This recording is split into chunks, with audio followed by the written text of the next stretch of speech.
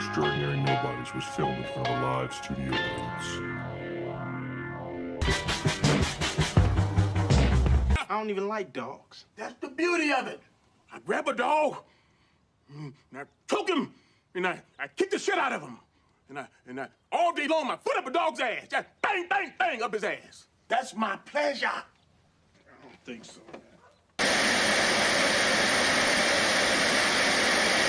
Welcome to another episode of the League of... Well, no, not the League of Extraordinary Nobodies. That's our fantasy football league, the Extraordinary Nobodies podcast. Now, if you're just doing... Shut the fuck up. I mean, you're calling me a dummy, but we'll get to this.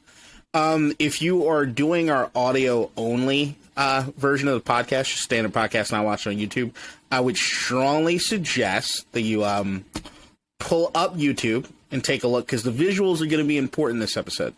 Now, as you can see, I am looking how I usually do. You know, got the messy beard, the grays going, you know, my dreads and everything, my glasses. I want to hear you describe yourself. Well, I mean, one would maybe want to hear you describe the way that you fucking look right now. Exactly. No one cares about you. So what's that? I said no one cares about you, your appearance. That's not the highlight of the episode. No one cares about me and my appearance. That's not the highlight of this episode. Now, once again, let me break something down to you before you get into anything that you want to say as far as that.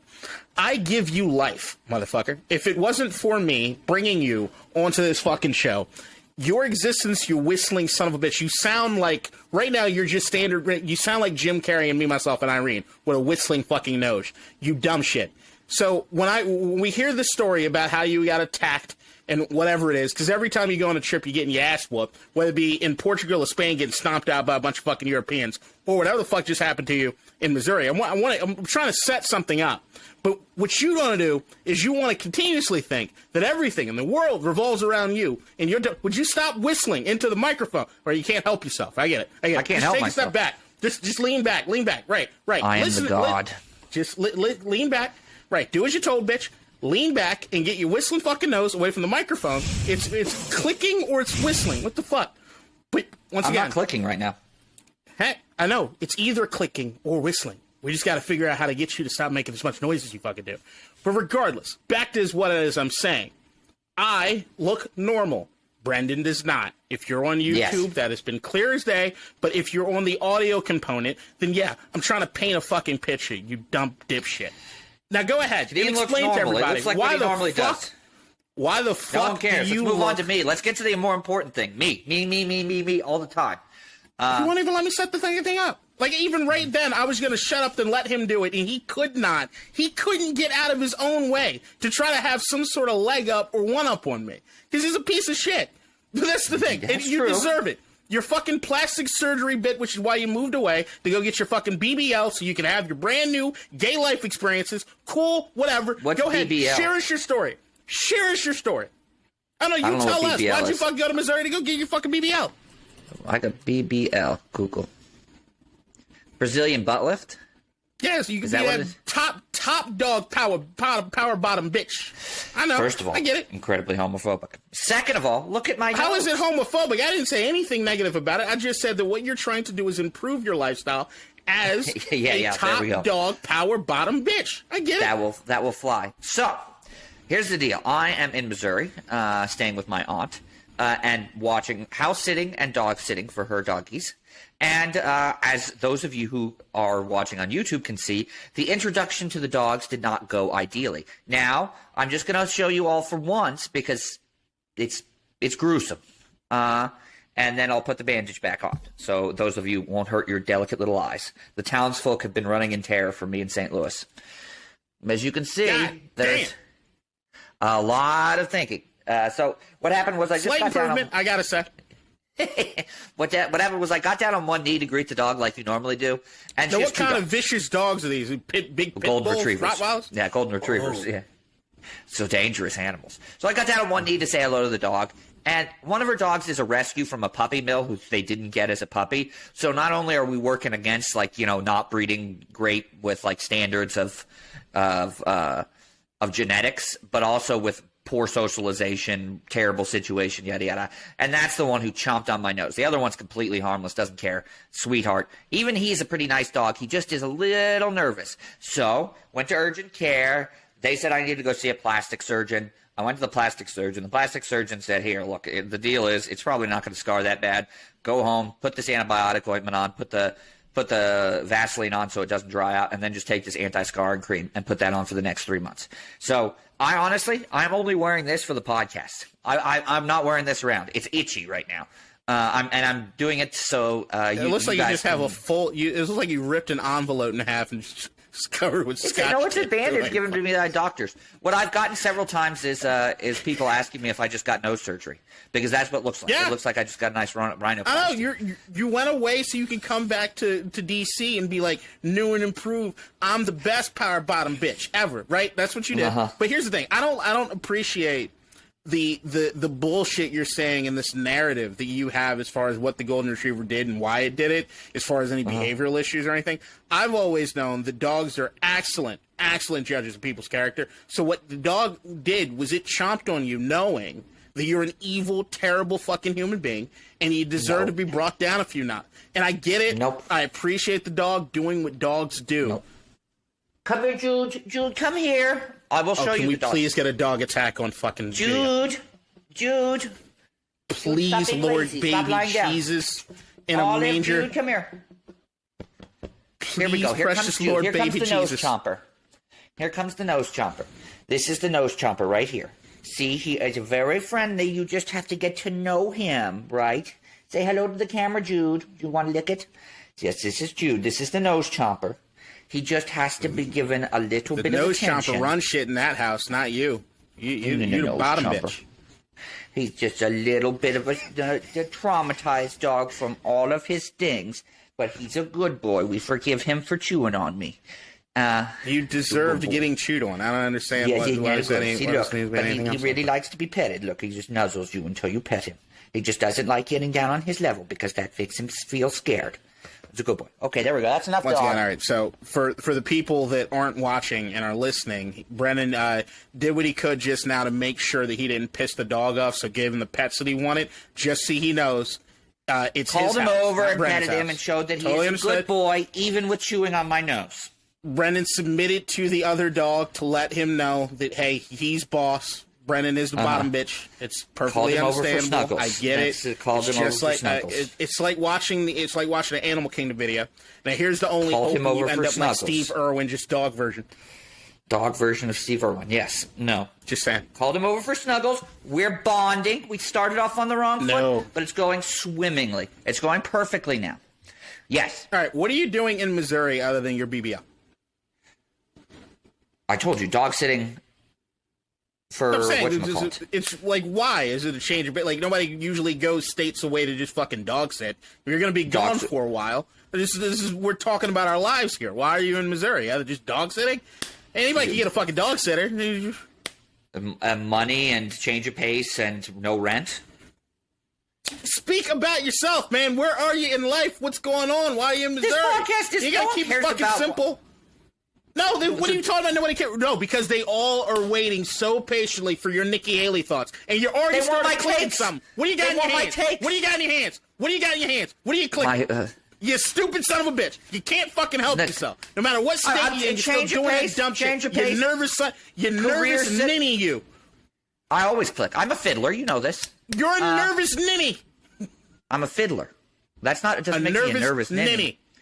It is. You can't. I can't deal with silence. Got to be able to do something. You know. Yes, that's true. It's mostly I have to do something with my hands. I know. It's like fucking autism. Yeah, but that's what I described. A change this is of what pace. We're saying. We're painting career a picture. reset. Who the fuck wants a picture of my boring ass life? No one. They're here for my hot takes on important issues of the day. No one's here about your dumb takes on important issues. They're not here for my life. Jesus Christ, if you compare my takes to my life, at least my takes are marginally interesting. My life is about the least interesting thing of all time. This is why I know. If it wasn't for me, like I said before, you're God. I am God to you, okay? In the sense of giving and providing you opportunities to do something with your life. In the sense of thinking that anyone actually gives two shits about what it is you have to say about anything without knowing who the fuck you are. Why is there buy-in into what you want? It's the same thing I was talking about last episode. Because of my sparkling personality. Shut the fuck up. Shut the fuck up. You want to give your thoughts on Nikki Haley 4 episodes into a fucking podcast where the hope is that you grow an audience and bringing a bunch of people in. When you turn on Pod Save America, you go to their website or anything, right? Yeah. It shows their resume for why it is you should listen to what it is that they do, right? So what people need to understand, or people need to come into consideration, is who you are as a fucking person, as an entertainer. I have no qualifications whatsoever to be talking about anything I talk about. There we go. I've given my qualifications. But they still need to hear. They're still incredibly important takes, despite my utter lack of qualifications to do. Yeah, but that's the thing. Every time we do one of these episodes, what it is that you're scrambling for me to give you some sort of guidance or framework on what it is that you need to have your takes on. It's not even like you just have takes. You can't hold on to those because you call me on the phone and tell those immediately. Some Aaron Rodgers joke you got to get off, or some other bullshit you got to. Yeah, I was proud of that Aaron Rodgers joke. I didn't even steal that one from Twitter. I came up with myself. Congratulations. Great job. I don't even remember what the fuck you were saying. But beyond that. I'll repeat it. It was Aaron Rodgers has emerged from the darkness. Has he seen the light? Yes. That's fire. It's hot fire there, ladies and gentlemen. That's why they show up, for content like that, not to hear about me living in St. Louis. The dog part is funny, I admit, so that has to be talked about. Yes. I'm giving a moment of silence for that shit joke. I'm giving a moment of silence for that shit joke. That was an amazing joke. Clever. Fucking bomb of a fucking joke. That was Barack Obama Predator-led goddamn bomb category of a at the Oscars. Best joke, non-actor division, and that's going to win. That's going to win. Aaron Rodgers has come out of the dark. I hope he's seen the light. No. That's what you want. Aaron Rodgers has emerged from the darkness. Has he seen the light? Boom. Boom. Boom, baby. Boom. Biblical allusions. It's got everything. Illusions? Illusions, not illusions. I agree with you. That's an illusion. We're not trying to get that hot take this early on. What hot take? Oh, about biblical things? Yeah, biblical things. The thing with me is that, everybody can open it up to what it is they want from this podcast. I'm of the idea that because we are two fucking morons that just so happen to like talking to each other, that the idea would be that me and you have a history with each other. We know each other pretty fucking well, right? Yes. If we want other people to listen to this podcast, to understand why it is they should listen to this podcast, it's the idea of getting to know us. That's what all the best entertainers, as far as in an audio medium, do. Yeah, of course. Who would you say is the king of audio, of radio or podcasting? Who would be the king to you? Right now, it's overall, just who's the guy that you got to look up to? Who give me your Mount Rushmore for all time? Just like radio. It's Howard Stern, right? And Howard Stern is the king. Listen, who else? Name some other guys. Right now, Joe Rogan. Okay. And I liked Howard Stern. I hate Joe Rogan. I think his podcast's bad. He's really bad. I think Joe Rogan's podcast gotten bad over time, but it's still pretty fucking good. It's way too long, and it's him talking the entire goddamn time. Don't get me wrong. If you like Joe Rogan, that's good. That's good for you. It's just not my cup of tea. Yeah, it's not him by himself talking. It's him and another guest talking. Yeah. It's the guest is there too, but he often monopolizes the conversation to a degree I don't think is useful. Because he's high. Which makes for great content. I don't think it's. You can be high and funny. I just don't think it's entertaining. How often do you watch Joe Rogan on a weekly basis? Never. I think I've seen 3 episodes and I was like, no. And I watch clips all the time because he has not all the time, but I watch clips when he has somebody famous on, right? Like the last one I watched was the Dave Portnoy interview. I thought it was awful. He just talked the entire time. Yeah. I thought it was awful. I love the Portnoy interview was great. The Jordan Peterson interview was fucking great. This is not give and take. So guests are tough. If you're going to do a podcast like that, because so much of it is about the flow, about the knowledge, about the connection between the hosts, and he doesn't have that connection with everybody, and you got to play kind of like a straight interview at that point. That's the thing that I think makes Joe special, right? So we're talking about these as far as broadcasters go. What makes Joe special is that it doesn't feel like a show.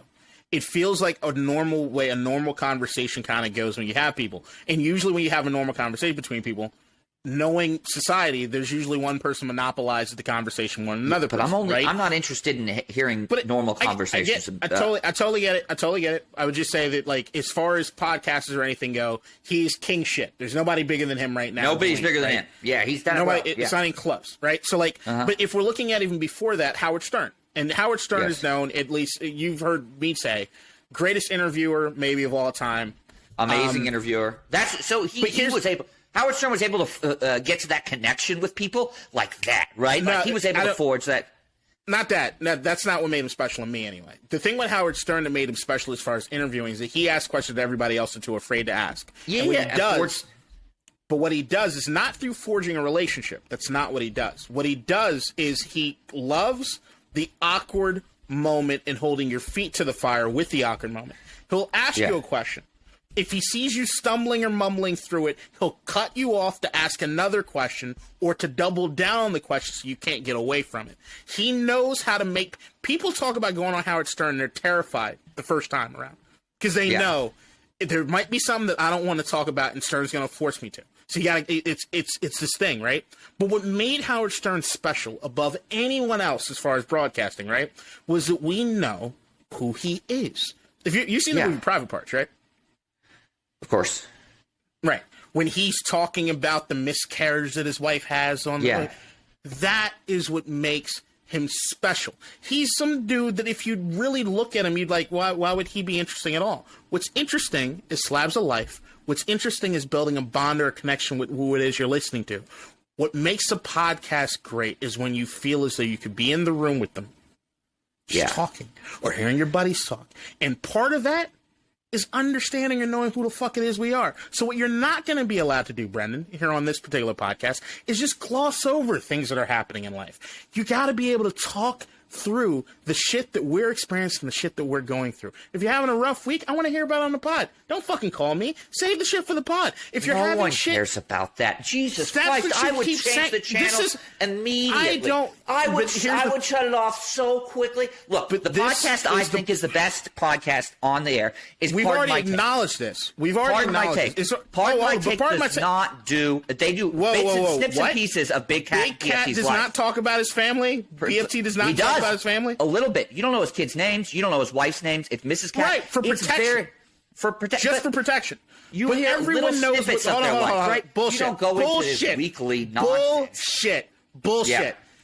Barstool goes so far as to have a 24/7, 365 reality TV show.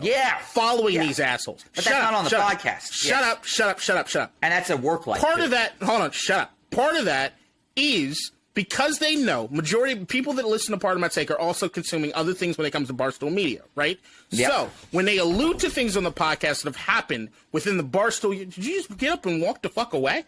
Yeah, well, I was losing interest real fast. I had to get some coffee. You stupid son of a bitch. We've already established, as far as the podcast and shit that you listen to, are boring fucking millennial NPR nonsense. And here's the other thing. Podcast. What you're also showing to me and what you're showing everybody else, and I hope that they see exactly what it is that I'm seeing, that whole no one cares about what it is that's happening in my life speaks to the grandiose thing of who you are more than anything else, which is this terrible facade of fake braggadocious bravado. Oh, of course, I'm playing on sick for the podcast. When you're no, that's just you in life. The idea that you would open up in the sense of what it is that's happening in your life, or thinking that anybody gives a shit about what's happening in your life, is something that makes you uncomfortable.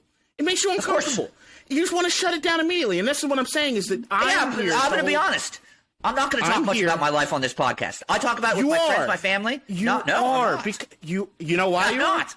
Why? Let's pull back the curtain a little more. Who am I dating? Your sister. My sister. Your sister. Not dating my sister. You're the one in Missouri, not me. Yeah. You made a dig at the rednecks. Ha! But it was funny. Okay, continue on. It was funny. It was short. It was sweet, and I didn't have to stay on it. Got the joke. Got out of it. You're the one that had to stay doing it, right? Continue. So when I want to come here on the podcast and I want to talk about things like when you sent me, who was the first person you sent a photo of what happened to your nose?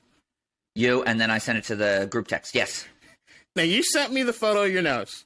I didn't want to hear anything about it. I didn't want to hear anything about it because I was like, save it for the podcast, right? But once again, I'm dating your sister, and she happens to call me immediately after you sent me the fucking text message, right? And you told her, and so it got to my mom before I was able to call her because she's a worrywart. Yeah, but yeah. So yes, there are. I'm not saying nothing, but they're just like snippets that need to come out. That's how you get to know people. Snippets. But that's no my one wants thing. to hear a recap of my week. That's the most boring thing ever. About it. oh, you stupid motherfucker. No one's asking you to recap your week. There's not that much happening. But when it does That's come what to I was trying to say. Well, there's more than normal. Just stop. What I'm saying is, stories like what happened when you sent me the text message and what went on in your little circle of life afterwards, that's content. That's quality content. You think that's quality content? That's quality content. The dog fight is quality content. I admit that. Because here's what that does. What that does is open up what happens as far as if you're dating somebody's fucking sister or anything as far as family. Where's the line between what I can share, what I can't share? What happens as far as me being too involved in the family dynamic, not as involved? And then, you know what I was going to spiral it to? Where were we last Saturday? Well, what? Oh, I'm sorry. You were talking? I fell asleep. Where were we last Saturday? We were at brunch for my dad's 69th nice birthday. Continue on. And as well as a farewell party to you. And then my birthday was the following day, right? Yes. Then what it is, do you remember we had a lively discussion there at that brunch where I actually told your parents to their faces that all black people dislike white people? Yeah. It didn't. I mean, I remember now. It didn't stick out to me. But that's quality fucking content. The black boyfriend tells the white parents that. I mean, so maybe it is. Maybe I'm on. What are you talking base. About? You are completely off base. Here's the thing that you gotta realize. But you've told me that so many times. You've told me that so many times. It's just like all black people dislike white people to a certain extent. You've told me that so many times. And I'm like, yeah, that makes sense to me. You know who I haven't told that to? You know who I haven't told that to? Our fucking podcast audience, you dipshit. Well, this is how you create content. No shit. Get all that straight. So here's my thing. When you say that you want to just be the talent and to show up and do it, right? Then here's what you do. You shut the fuck up until called upon. That's the opposite. Hold on. You shut the fuck up until called upon to show off that talent. And what I am doing is I'm nurturing that talent by asking pointed questions, by making... But what it doesn't work is you saying, well, I don't want to participate with that, so I'm just going to give you the bare minimum fucking answer instead of digging any deeper on it. And then that's it. And then you want me to go and fucking go through a list of shit like I'm on fucking PTI. Yes. Because you're a dipshit. Exactly. That's We're not... You know who Tony Kornheiser and Michael Wilbon are? Journalists with decades of experience of beat reporting on sports, right? That's a great leveling field. That's a great leveling field of podcasts. You need nothing except to be entertaining, and it's fine. Nothing. Right. But entertaining, not what it is that entertains just you. Because that's the thing. Nothing really entertains you unless it's something that you think is funny to you, that you can give yourself credit for being, and then you think everybody else should think that it's funny because you think it's funny.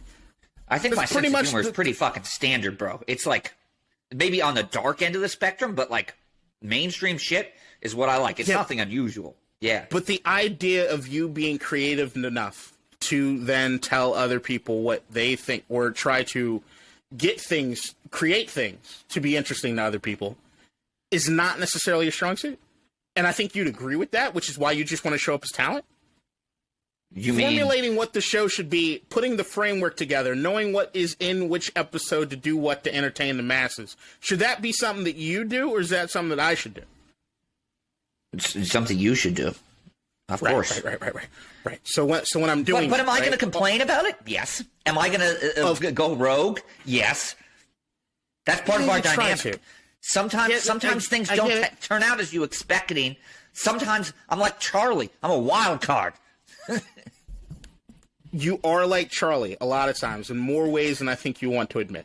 But the idea would be, if I'm saying, hey, we're turning on the podcast a particular time. This is what we're going to do. We're just going to kind of freeball it. What I expect you to do as talent is to roll with it. No, that's all I'm asking. Never gonna happen. I'm mercurial. I'm like the talent who likes to complain about everything. Sometimes sees control, sometimes not sees control. Never satisfied. Always pushing for more, but not really internally coherent. You know, it's just like whatever takes strikes my fancy at any given time.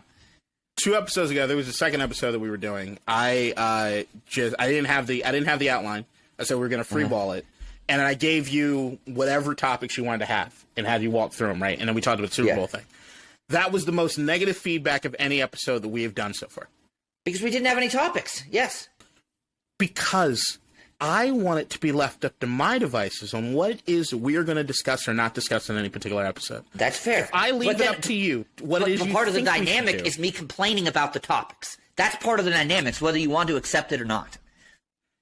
It depends on how you're debating or complaining about the topics. I'm not going to debate. I think there's a way to complain and there's a way not to necessarily complain about whatever topics are going to be brought up or not. I thought that this week, being that you're away, that's a big life thing. Moving away to another state for 3 months is a fairly significant life thing. Yeah. Right? And I think it'd be more than just, hey, I'm here to go dog sit. I'm here. It's free rent, new thing. Maybe I'll give you the other reason. Maybe I'm really looking to make a career switch, get into something I really love to do, which is not. I'm a lawyer by training. I hate it, and I want to switch to doing something in politics. And I need a reset because I've gotten too comfortable in D.C. There you go. Look at like that. Look at that. Look at him. Look at you. Do it. Look at that, man. You went to school all those years to be a lawyer just to realize it fucking sucks. Spend all that goddamn money for no goddamn reason. You got to remember, I realized that a long time ago. Everyone around me knows that. Yeah. It does suck. Being a lawyer, don't get me wrong, if you're a lawyer and you love it, but it's not for me. I want to go and convince not those hicks, but the massive people who don't vote that they need to show up and vote for Democrats. Ooh, that's good. Because that actually had a lot to do with the conversation we had at brunch when it came to your parents. Was the way that it kind of filtered out was more about what's happening right now in like post-Trump era as far as like racial relations. My brother agreed with me. He's black too, by the way. What? That Trump. I have a black brother. I have a black brother and friends and a friend who's black. No. And he agreed with me that the Trump thing has shown that they're irreconcilably racist, and that we don't need to. Of course. But that was never the debate for me. The debate was never whether or not reach out to them. Yeah. The idea that there are white people or there are people in the country that exist that are racist beyond the point of repair. Mm-hmm. Of course, I'm black. You don't think I run into that? I absolutely know that those people exist. I'm sure you do. Right, but what it is that my opinion on it is, and forever will be, is that if you look at election numbers, right, it's never those people you have to sway one way or the other. It's the electorate that decides to stay home. And the electorate decides to stay home is not necessarily a bunch of racist assholes. They just want a reason to show up to the fucking polls. And that's it. Yes. To me, it's the racists can die. Let them die the fuck out. Let them show themselves, be known so I can know not to fuck with you. And then beyond that, we still deal with the people and that we need to think with. of the. I hate saying think of the children, but we can't write off their children. We have to do stuff to try to break the cycle. It's too late for those people, but their kids, it's not too late for them. Sort of. I think. Well, I mean, it's always passed along, but the thing is, like, that's one of the reasons, other than just general equality. I think. Portrayals in media of black and brown people, more of them, positive portrayals, yada, yada, yada, is so important. It's not just because black and brown people have been deprived of that for so long. It's because if you keep showing that over and over again to young people who are white, maybe they'll stop associating black and brown people with danger and inferiority and with, like role models or black or what is it? Kings, like right? Like Did you see The Woman King? Chadwick Boseman's what? Did you watch The Woman King? No, I did not. Why not? What? I don't even really know what it's about. So we have a movie positively portraying black people as kings and queens. No. It doesn't get nominated for an Academy Award. And it doesn't get seen by you or many other people. Because at the end of the day, even if there are positive portrayals of black people in movies or cinema or anything, motherfuckers don't give a shit. They're not showing up to go see the stuff. Yeah, well, get the hell out of here. Black Panther was the one I was referring to. That's a very positive portrayal. Black Panther was an MCU fucking movie, and the only thing Black Panther did was make black people feel guilty to not go. I went to opening night on Black Panther. Bunch of motherfuckers wearing dashikis and shit don't know where the fuck they from. That's okay. And it felt like a black family reunion. That's what it felt like in that fucking movie theater. The here go my ass walking with the hat with the quarter Japanese white girl in the fucking theater with a bunch of people in dashikis. Felt fucking wrong. But there's lots of other like Oscar nominated films I didn't see. And I'm glad, even though I didn't see that movie, I'm glad it was made because maybe it made a difference for some people, right? Even if I don't consume it, I'm glad it exists. To me, is that I just want more stories about the black condition that are real and not necessarily movies that have to portray us in the sense of struggling. I don't love that. Yeah, exactly. Like exactly. Precious. Yeah. Precious. I hate that movie. I hate that fucking You movie. hate Precious? I hate that movie, Precious. That movie was... Come on now. That movie was great. Was what? Why? Precious. Why was Because Precious great? First please, of all... please break down to me why Precious is great. The story wasn't anything remarkable, right? It was just the execution was incredible. The acting...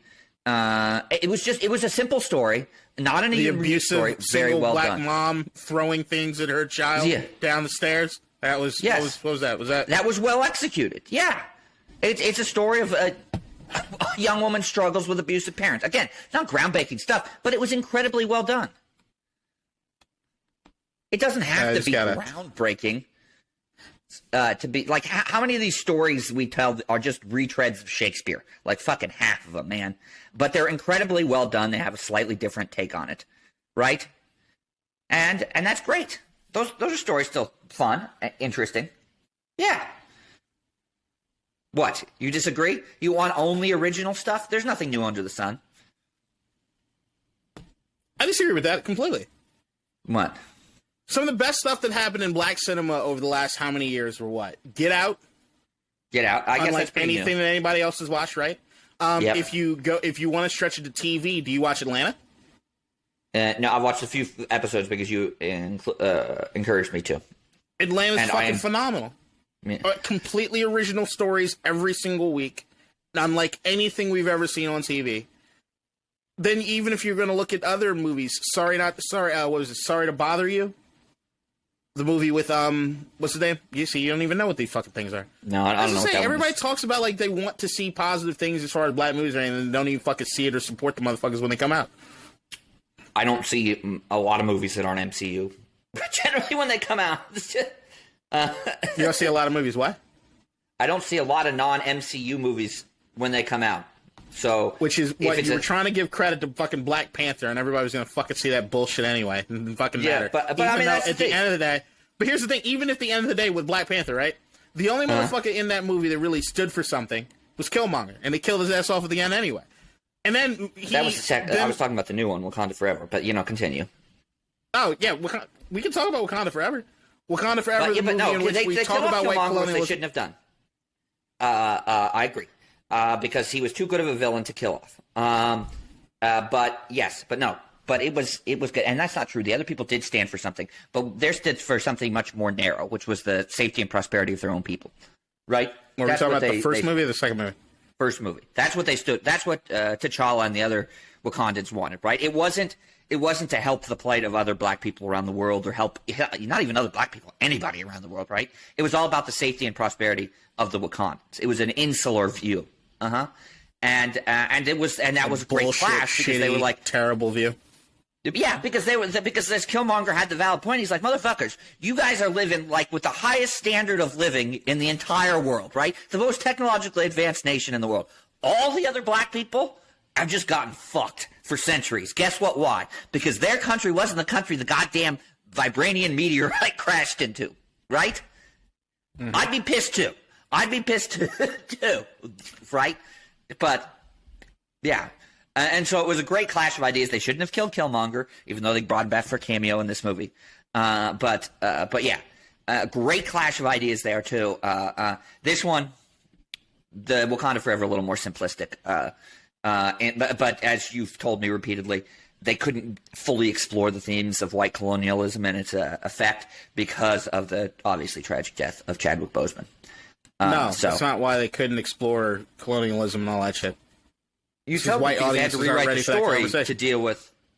That part of the story was always going to be a part of it, and it was always going to be stopped there. The only thing that was the change as far as the story compared to what it is they wrote was it was also going to be a story about grief because they were already talking about killing off Queen Rihanna or whatever, regardless. But beyond that, the story was supposed to be about Chadwick trying to be a father to his son who was that he there missed the first 5 years of his because of life. the blip, right?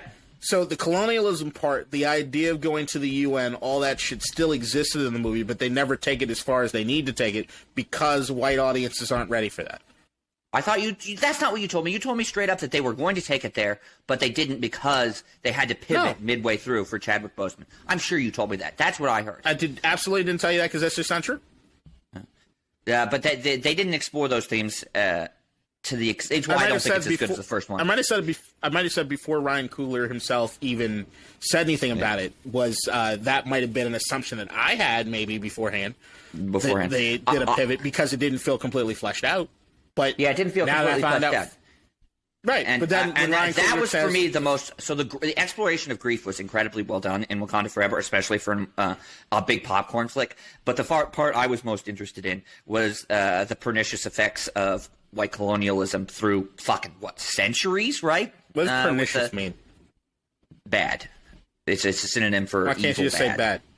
Because it's a big word, and I went to school for 7 years, higher education for 7 years to use big words. It's like a flex. Yeah, of course. It's a flex. I don't know. Pernicious. Uh-huh. I still don't understand using synonym in that word, like, when you could just say bad. This pernicious is... It's just annoyed me. I like it. It's just annoyed the shit out of me. It sounds better than bad, too. But if it was more complicated in the sense of trying to deliver some sort of feeling or idea that you can't just completely wrap up with bad, but you literally said it's a synonym for bad, and that just... Pernicious. Well, I probably used it, honestly, not just as a fleck. It's because I hear it all the time in the context of the pernicious effects of slavery and the pernicious effects of colonialism. What the fuck are you listening to or watching? You hear NPR and God Save America. Rest my case. There you go. There we go. So I hear it a lot. It's also used in writing and like op-eds in the New York Times and the Washington Post and stuff like that. So I probably used it not just as a flex, but because I hear it in the context of discussing the legacy of those evil institutions frequently. But yes, so they didn't explore that enough. I thought it was because they had to pivot, but if it's just because white audiences aren't ready for it... Do you think white audiences are ready for it? He might be right. Do you think white audiences are ready for that? Some, not all. I think it would. I think you'd get review bombed if you did it too much. I think you'd get like the IMDb bullshit, right? IMDb? Oh, what were they just... Yeah, for like the Captain Marvel? episode 3 of The Last of Us? Yeah. I think you'd have stuff like that, and I think you'd have conservative politicians crying foul. But I think ultimately it would still make a lot of money.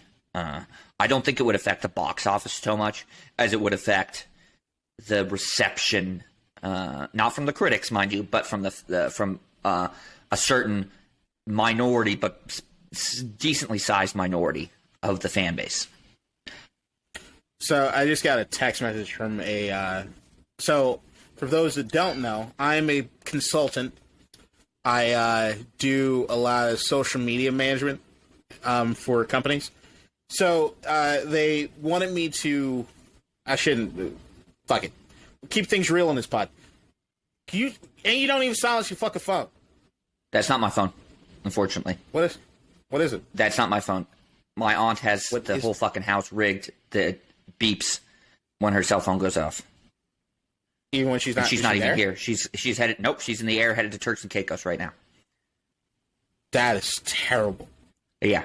It's like Sonos. Terrible. Have you ever heard of that? No, I'm not familiar with Sonos. Yeah. So she has it all hooked up to like that. So yeah, so it beeps. So they wanted me to do so every week for one of the bars that I help do social media management for, they want me to like advertise some new beers that we might have on tap. So I get a message from someone that says, so this particular brewery has a bar, and he types in the email, it says, Master Shredder. Really excited about this one finally having it on tap. If you read that, right, I'm assuming that he just fucked up and like double said the words for some reason. Like it's kind of weird to see.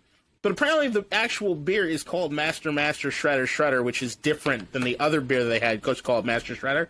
So apparently I fucked up a day's worth of work. Oh, so I see what you thought. You just thought it was text duplication. And I got to look up what this is. First of all, it's Master Shredder's a great name. for a beer. Master Shredder is an awful name for a beer. This is such bullshit. So I get the hot text is like, it's been up all day and that's the wrong beer. We're getting people asking about a beer that we don't sell because we sell Master Shredder, not Master Shredder. What who would, why? Why would somebody do this? I'm sure it's good beer. I like the. No, it probably is great beer, stuff. but why would you name it that? Apparently, I guess they might have a Master Shredder. Do they really? Jesus Christ! I see it. I see the two different beers. This is fucking ridiculous. I mean, it's somebody thinking they're being clever and they're not. That's what happens. Master Shredder, great name, and then I thought I did a great job with the content for this fucking thing, and now it's bullshit now. What angle did you go on? I went rock, so I used like I was trying to figure out what rock song to put with it, right? So like I started with I don't know why I was high as shit when I was making it. But I first went with Through the Fire and the Flame by Dragon Force, the really hard song to play on Guitar Hero. Because I'm like, all right, shredding on the guitar, let's go with that. And then as I was playing it with some, like, this is fucking lame as shit, so I'm not going to use that. Then I went with The Offspring, The Kids Aren't Alright. Thought it sounded pretty decent, wasn't bad. Then I tried TV on the Radio. Do you know who TV on the Radio is? Look, man, I knew the first two songs you mentioned. That's, like, incredibly unusual. So the third one, get out of here. No chance. Yeah. And this is once again, why I don't think you should ever be at the precipice of telling people what's entertaining or not, because you just don't do anything or consume anything of entertainment value. It's so fucking trash. Just because I don't know anything about anything doesn't mean my opinions are automatically valid. Yeah, but that was also when you called me during the fucking, or you was it text or call during the Super Bowl? Where you were like, because I had the good joke. The joke needed to be shared with you. Once again, gotta flex his fucking intellectualism. Jeb Bush of halftime shows. You also did the what was it nonsense? You said, I'm a huge Rihanna fan. I'm like, fuck you. You're not a huge fan of anything. But the thing is, we're prorating my fandom of music because it's so limited. It's not how that works. So as far as music artists I'm a fan of, Rihanna's up there, easily in the top 10%, which is for like everyone else an incredibly casual fan. But for me, it's like super fan, following on tour, even though she hasn't gone on tour in a long time. Stop to stop. Yeah. It's terrible. And then not knowing anything about Rihanna and like how her performances or anything is. But we don't need to rehash that I knew she argument. had a kid before the Super Bowl. I knew A$AP Rocky was her longtime partner. That's a lot. And I knew she was from Barbados. And I didn't know. I knew she did Savage X Fenty. I had no idea she was worth $1.4 billion. Good for fucking her. That's crazy. Do you think she gives A$AP Rocky an allowance? A$AP Rocky's rich on his own. I googled it. He's worth $20 million. That's not Rihanna money. Okay, what in average day-to-day life does he need a loan for that he can't do with his $20 million when Rihanna's got everything too? I don't know. Rich and famous people live rich and famous lifestyles. They burn through cash all the time. Look at Allen Iverson. All right, hold on. Is Allen Iverson married? Do you know off the top of your head? Is Allen Iverson married? No clue. Right, and that's how he wants to keep it because he lives his life very bachelor-like, right? What's the longest relationship you've ever been in? In college, like 4 months. 4 months. All right, so when you get to be an adult and you have an actual relationship and shit, since you just want to get nose surgeries, just be that best power bottom bitch you possibly can be, which I understand. Live your life. You're not beholden to one man. I get it. Do your thing. But when you're in a committed relationship, right? When you're in a committed relationship and in the finances stuff, this usually in most dynamics, one person has more money than the other person has. Just usually works out that way. And when it does happen, you don't argue about it's, hey, babe, can we go do X, Y, and Z? And the person that has more money can kind of make the final decision on whether or not we're going to do X, Y, and Z. And that's it. You're never really looking at the dollars and cents. I don't have to give you a certain amount of money to go make something happen. If you got $20 million, there should never be anything that comes up in casual conversation. See, here's the deal. I think you're right in general. I think you're right in like 99.9% of cases. But amongst the ultra mega rich, I think it's different. How so? And Rihanna's a billionaire. She qualifies as the ultra. Yeah, I get it, but how so? It's not like he's saying, babe, can you give me $300 million to go get a yacht? I don't think they're having that conversation. No. But I mean, think about it. So you're the rich person, right? You're the super rich, like Rihanna. Like Rihanna has grandkids. You don't ever have to work a day in their life if they don't want to. Got it. And you're not married, but they're in a serious relationship with a guy who's rich, but like 1 or 2 generations worth of wealth rich, unless they're really frugal. And so what happens if A$AP Rocky decides he wants to go do something exciting? Sure, he ain't flying coach. He ain't spending $5,000 on a vacation like I do. Less, honestly. Like my trip to France cost way less. It's like $2,500 all included. The man's spending, he's flying, if not private, first class. He's staying in the nicest hotels, eating at the nicest restaurant, doing the nicest activity. Okay. So he's like, can I have a couple $100,000 to Why go the on my fuck fancy? would he need a couple $100,000? He's worth $20 million. Yeah, but that's a sizable percentage of your net worth.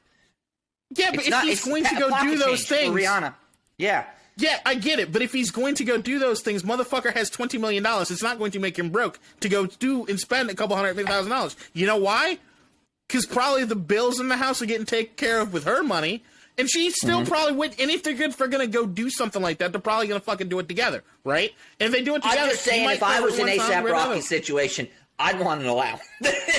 If he was a stay-at-home dad, I get it. You gotta you gotta set the expectations so when the divorce comes, you can get your alimony. But beyond that, if you have your own money like that, they're not having conversations along those lines. That's fucking stupid. Nobody's having conversations like that. If I was him, I'd want an allowance. That's what I would say. Hold on, but here's the thing. The reason you want to have that conversation is the reason you're not in a long-term committed relationship. That's probably true. There's probably a fair bit of correlation there. Yeah. There's 100% correlation. Yeah. The fact that that's the thought process it's what prevents you. Partner's a billionaire. Where's my money coming in from the billionaire? It's fucking trash, bro. That's just a trash mentality. It's terrible. It's terrible.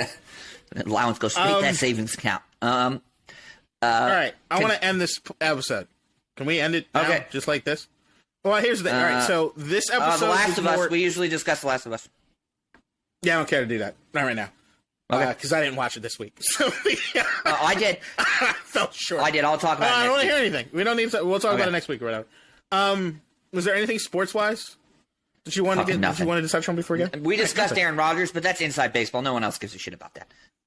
Agreed. Yeah. But you see how quick these 47 minutes just went away? That's what it says on the timer. 47 minutes, right? Yeah, but the best because we argued for the first half of it about what we wanted the podcast that's fine. Which is pretty inside baseball. Hopefully people find it What's inside hold on. What's inside baseball about arguing about the podcast content in which they're currently watching? How is that inside baseball? So you're arguing about the process, right? Not about the process of the shit that they're actually tuning in to watch. That's what I think of inside. That's what I think of inside baseball is when you're talking about the process instead of talking about the subject matter. Yeah. I think inside baseball to me, when I'm looking at that, I look at that as what I'm saying is they just got a glimpse of behind the scenes. Which behind the scenes. Yeah, inside baseball. There's very similar inside baseball versus behind the scenes. Inside baseball to me means that you're talking about things on a high level in which the casual person is not going to understand or comprehend. Yeah. I think of inside baseball as more like navel gazing on the minutia of process. That most people won't understand, right? Because most people don't know about the minutia of process. Yeah. But I don't think it's inside baseball or to whatever. To say, hey guys, we're going to argue about the shit that you're going to watch, hear, or listen to on this podcast.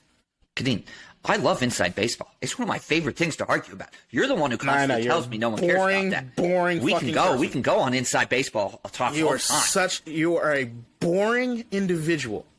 We can discuss that. I love it. I love getting lost in the weeds. All right. Also, it's just been the hardest thing about this fucking episode has been be able to look at you with that fucking shit on your face and not just crack up the entire time. You could. That would make the episode more interesting. All right, give the people one more look at that schnoz before Let's go. Look at the damage. A wound. Jesus Christ. And shout out to Tia for the line of the post. Yeah, I saw that today. Yeah. Oh, that was good. Great job. A good lie. A great I joke. won't share it because it was kind of mean, but it was No, it was great. It was great to share it. So Tia, one of our best friend's wives for a while now, said when he goes into the plastic surgeon to repair it, he should get hair plugs. Because the baldness is a if you can't tell, the baldness is a response to my hair retreating from my scalp. It's not, like, I decided just to go bald with a full head of hair. No, you finally listened to what I've been telling you to do for a decade. Yes, it was a while back, though. And now I am growing hair. Now you've got dreads going on. Because I'm just... You know the best thing about being bald? I've got luscious fucking hair. Yeah. But you know what the best thing about being bald is? It's a little low maintenance. No upkeep. I understand why people like that's it. What I've been saying. The low maintenance is really an advantage. Yeah. It's fucking dope as shit. Yeah. All right, guys. This has been episode, I don't know what the fuck number. 5, I believe. Cool. Bye. 5. Yeah, cool. Bye. All right, that's it. Thumbs up. Signature goodbye.